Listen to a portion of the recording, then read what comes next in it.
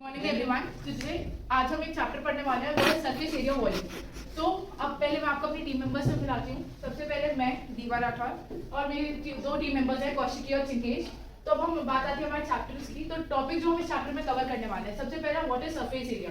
हम इसमें surface area की बात करने वाले हैं, वॉल्यूम की बात करने वाले हैं, फॉर्मूलाज इस चैप्टर का सबसे इंपॉर्टेंट टॉपिक है। इसी के बेसिस पे सारे क्वेश्चंस होंगे। फिर एग्जांपल्स करेंगे, कुछ एग्जांपल्स की कैसे हमें फॉर्मूलाज को लगाना है क्वेश्चंस में। सबसे पहले surface area. What is surface area? Surface area means the area of any object or a place taken by any object. मतलब किसी भी चीज का एरिया या फिर कोई भी चीज कितनी जगह ले रहा है उसे हम एरिया कहते हैं। तो किसी भी सरफेस का एरिया या फिर वो कितनी जगह ले रहा है वो सरफेस एरिया। सरफेस एरिया को हम TSA से भी डिनोट करते हैं, जो होता है टोटल सरफेस एरिया। अब आता है difference between LSA and TSA। LSA और TSA दो अलग अलग चीजें हैं। सबसे पहले LSA, lateral surface area in a solid is sum of all the surface area of all the faces including the base and top of the solid। मतलब ऊपर का और नीचे का छोड़ के बाकी सारा एरिया वो होता है हमारा LSA, lateral surface area। जैसे example, area required for painting a room of a cuboidal room है, तो उसमें पेंट करें, नीचे तो टाइल्स होगी, ऊपर सीलिंग होगी, तो मतलब बाकी सारा जो एरिया है उसे हम कहेंगे LSA, मतलब सारी चीजें एक्सेप्ट बॉटम एंड टॉप। फिर आता है हमारा TSA, total surface area in solid is the sum of all the surface areas of all its faces including the base and top of the solid।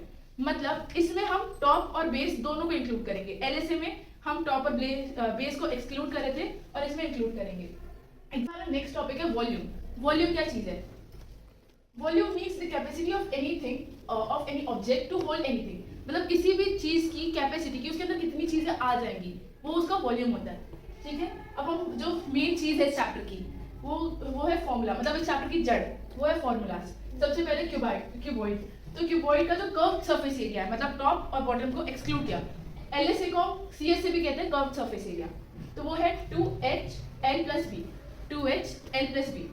और जो total surface area है वो 2LB + BH + HL है। ठीक है, फिर जो volume है वो है L × B × H, या हम इसे LBH भी कह सकते हैं।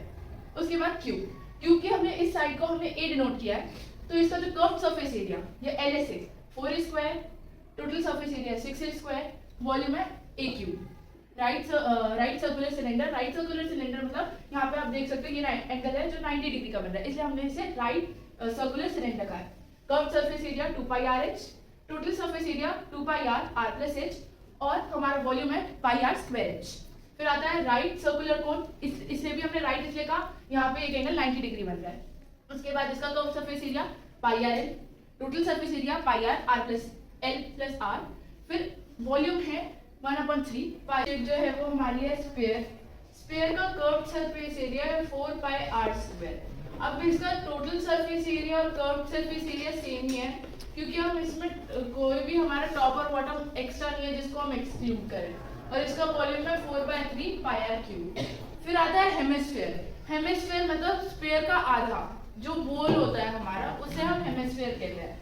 तो उसका जो CSA में हम इसको एक्सक्लूड करेंगे, जो नीचे का जो सर्कल है, तो आएगा 2πr²।